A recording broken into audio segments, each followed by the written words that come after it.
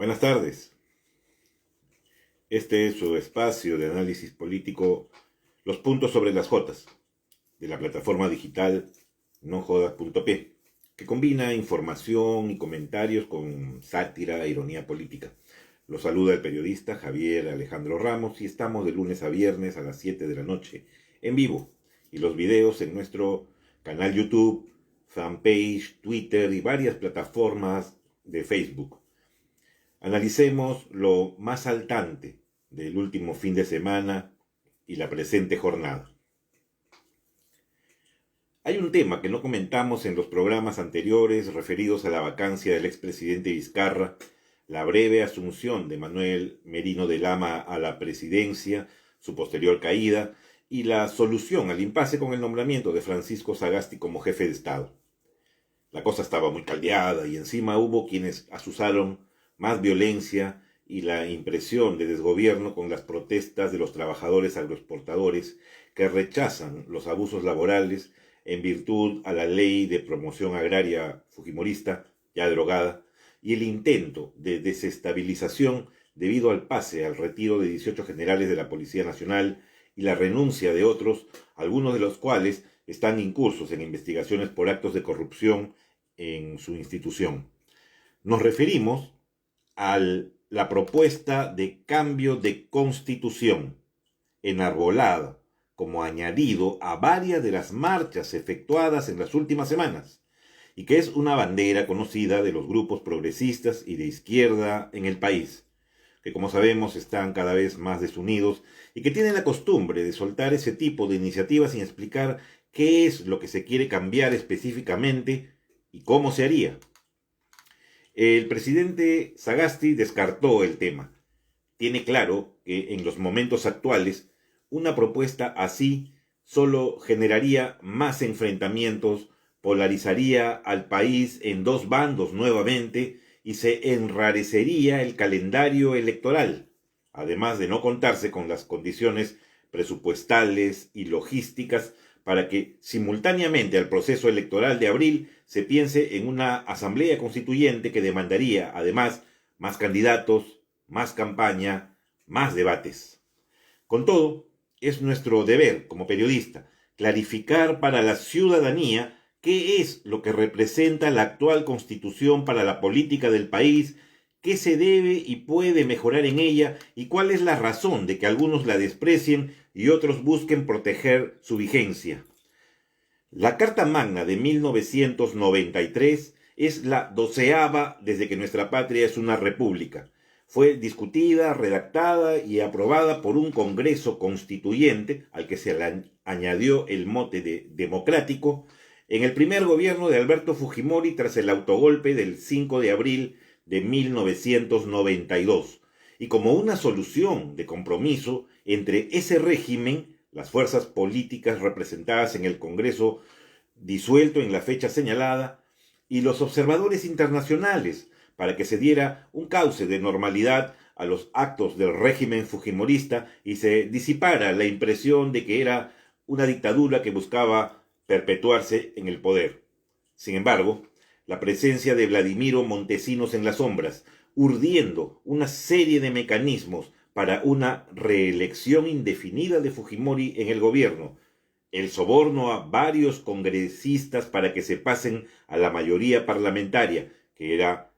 fujimorista, la compra de líneas editoriales en varios medios de comunicación, el copamiento de instituciones claves como el Tribunal Constitucional, la Fiscalía de la Nación, la Corte Suprema de Justicia, el Jurado Nacional de Elecciones y la OMPE y el Consejo Nacional de la Magistratura, con personajes cuestionados, muy ligados al Fujimorato, dejaban clara evidencia que el régimen fujimorista no pretendía dejar el poder en 5 años, ni en 10, y quizás ni en 15 o en 20. La constitución de Fujimori no difiere mucho en lo declarativo de la aprobada en 1979 por una asamblea constituyente presidida por el exfundador del APRA, Víctor Raúl Haya de la Torre, y en la que estuvieron representados su organización política, el Partido Popular Cristiano, varios grupos de izquierda, tanto moderada como más radical, y la Democracia Cristiana. pero sí tiene una serie de aspectos distintos en los capítulos referentes al régimen económico, dando mayor preponderancia al sector privado que al Estado, a diferencia del anterior. Y la razón de ello es la ideología, siendo que, en mayoría, tanto el APRA como la izquierda de fines de los 70 eran más estatistas y controlistas que la minoría pepecista orientada más hacia el capital y la inversión privada. Aquí hay que señalar, claro, quiénes fueron parte de ese Congreso Constituyente convocado por Fujimori para que haga una constitución a su medida, o en todo caso, a la de su asesor Montesinos, a la de los empresarios que habían decidido ya apostar todas sus fichas a él, si como veían se quedaría varios lustros, y a los militares, a quienes ofreció una serie de beneficios y gollerías, algunas bastante emparentadas con lo delictivo. La mayoría de ese Congreso Constituyente fue fujimorista. Lo presidió Jaime Yoshiyama, hoy investigado por lavado de activos y por asociación ilícita para delinquir junto a la hija de Alberto Fujimori, Keiko. Estuvieron con él Carlos Torres y Torres Lara, autor de iniciativas para reinterpretar lo referente a la reelección presidencial, a la remoción de miembros del Tribunal Constitucional e incluso a normas que antes beneficiaban a colegios profesionales como el de periodistas, dejándolos en la ruina. Enrique Chirino Soto, Lourdes Flores Nano, Rafael Rey, Marta Chávez, Víctor Hoyguay, Ricardo Marcenaro, Alex Curi, José Barba, Gilberto Ciura, Carmen Lozada, Luz Salgado, Andrés Reyardo, Celso Sotomarino, Carlos Ferrero, Francisco Tudela, Ernesto Gamarra, Fernando Olivera, Luis Bedoya de Vivanco y Javier Barrón, entre otros, haciendo una alianza entre el fujimorismo, el PPC y grupos de derecha, mientras que del sector de centro-izquierda estaban Henry Piz, Gloria Helfer, los hermanos Roger y Pedro Cáceres Velázquez y unos cuantos más.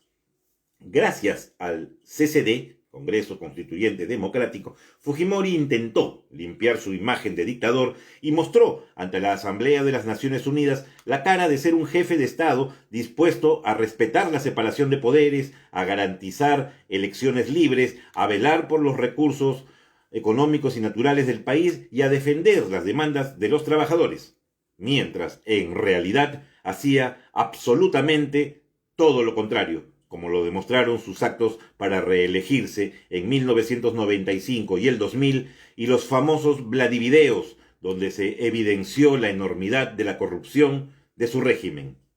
El CCD, como dato adicional, tuvo 80 escaños, 44 de los cuales fueron para el fujimorismo, al que se aliaron varios otros partidos chicos. Ni el APRA ni Acción Popular, partidos que gobernaran antes de Fujimori, participaron. La justificación era que no avalaban el golpe de 1992 y sus consecuencias y que la constituyente era una de ellas. Lo cierto es que sus líderes, Alan García y Fernando Belaúnde, habían perdido el control de sus organizaciones. Uno al estar prófugo y asilado en otros países y el segundo debido a que había decidido no participar más en la política e iba delegando su manejo del partido en otros sucesores. Para este periodista fue un error, siempre lo dije. El APRA, sin Alan García, no hubiera virado hacia el fujimorismo. Si hubieran sido electos al menos 5 o 6 constituyentes, que presumiblemente hubieran sido Luis Alba Castro, Luis González Posada, Luis Negreiros, Jorge del Castillo, Elvira de la Puente y Wilber Bendezú, su devenir como opositores hubiera sido otro. Y Acción Popular hubiera logrado quizás una bancada de contrapeso con Valentín Paniagua a la cabeza si hubieran participado. Pero le dejaron el camino servido al fujimorismo y el resultado es lo que estamos viviendo ahora. Son destacables algunas innovaciones de esta Carta Magna respecto de la anterior, como la aplicación de los referéndums o consultas populares, el tema de la pena de muerte para casos de terrorismo, que ahora busca ampliarse, pero que jamás fue reglamentado al no haberse hecho nunca la denuncia del Tratado de San José, la delegación de facultades al Poder Ejecutivo, que a veces ha servido para exageraciones sin control, la creación de la Defensoría del Pueblo, la unicameralidad y la autonomía política, económica y administrativa de los municipios y gobiernos regionales. Sin embargo, el rol subsidiario del Estado aprobado hizo que los privados afilaran sus garras ambiciosas y buscaran cómo sacarle la vuelta a la imposición tributaria. Por otro lado, al flexibilizarse los mecanismos para la promoción del empleo, este dejó de estar garantizado, dando paso a la informalidad y a los abusos de service que tercerizan la mano de obra. Entre el año 2000 y nuestros días se han introducido algunas reformas constitucionales, entre ellas la referida a la reelección presidencial, que quedó prohibida, al canon, a la descentralización, al régimen pensionario, al voto de las Fuerzas Armadas y Policiales, la renuncia de autoridades para postular en una siguiente elección y evitar así el uso de recursos estatales en campaña, la elevación del número de congresistas, etc. Al asumir Ollanta Humala la presidencia en el 2011, muchos congresistas de su partido juraron al cargo por la Constitución de 1979, anunciando que trabajarían para restaurarla, desconociendo la de 1993. No pasó de ser una declaración. Humala puso como ministros a representantes de los empresarios, que diluyeron ese intento de reforma total de la Carta Magna, y su accionar como mandatario, como el de su esposa, no fue distinto a lo de los expresidentes García y Toledo, y fue también incurso en acusaciones de corrupción, tanto como candidato como en su papel de jefe de Estado, recibiendo donaciones de Odebrecht y del régimen chavista, como por sobornos por la adjudicación de obras.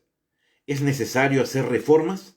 en la Constitución? Sí. Tanto en el 2001 como en el 2018 se crearon comisiones de alto nivel para plantear sustanciales cambios, lográndose muy pocos. Los últimos son los referidos a la prohibición de la reelección de congresistas, al tema del financiamiento de los partidos políticos y a los impedimentos para postular a cargos de elección popular. Siendo tan específicos, no falta quienes le sacan la vuelta incluso a esto, como la pretendida bicameralidad que impulsa el congresista Omar Chejade, o el hecho que algunos, como Cecilia García, saquen otro documento de identidad con el nombre adulterado y postulen con él para evitar los filtros que les pueden impedir ser electos. Por otra parte, el hecho que varios candidatos presidenciales y al Congreso no tengan sentencia, es cierto, pero sí una serie de procesos abiertos por corrupción en su etapa previa a una condena, hacen claro que es un tema que debe reformarse definitivamente, como también lo referido a las causales para las destituciones o retiro de la inmunidad para un funcionario público. Y por supuesto, muchos instrumentos para garantizar una economía más justa para todos los peruanos, lo mismo que un régimen laboral y pensionario decente. Pero no es el momento. Debe existir un clima constituyente, según palabras del experto Samuel Abad, y las marchas no lo son. Es preciso que haya un efectivo consenso de las fuerzas políticas y que también se escuchen las sugerencias de la sociedad civil. Por otro lado, el gobierno y el Congreso que impulsen este cambio, si se quiere que sea fundamental e histórico, debe contar con legitimidad. Y tanto el Ejecutivo como el Parlamento actual carecen de ella. Gobiernan, sí, pero son uno transitorio y el otro cubre la extensión de mandato de un legislativo disuelto por pocos meses. Corresponde al gobierno y al Congreso electos en abril, que asumen en julio próximo, ver la viabilidad de este tema, abrir un debate, implementar las normas si es que se deciden hacerlo. Pierden su tiempo Hernando de Soto y Verónica Mendoza, para poner de ejemplo a dos candidatos, queriendo llevar agua para su molino en esta campaña, anunciando debates sobre este tema, como señalan algunos. No lo creemos, todo debate es importante, pero que no se nos pretenda distraer con ese caramelo que muchas veces viene ideologizado. Hay tareas urgentes que debe afrontar el próximo gobierno, como lo es la lucha y victoria contra la pandemia, la elección de magistrados idóneos para el Tribunal Constitucional y también en el BCR y otras instituciones, el reforzamiento del rol de la SUNEDU y una nueva forma de entender la participación ciudadana a través de los partidos políticos, los que queden después de haber pasado la valla. Si algunos de estos asuntos requieren reformas constitucionales, bienvenidos sean los cambios. Eso es todo por hoy. Si pueden compartir este espacio con sus contactos, quedaré agradecido. Hasta la próxima edición de Los Puntos sobre las Jotas, mañana, en que, a propósito de la increíble asociación de Fernando Rospigliosi y el Fujimorismo, analizaremos los recientes y desesperados jales de la procesada Keiko Fujimori para sus cada vez más raleadas filas. Buenas noches, hasta mañana.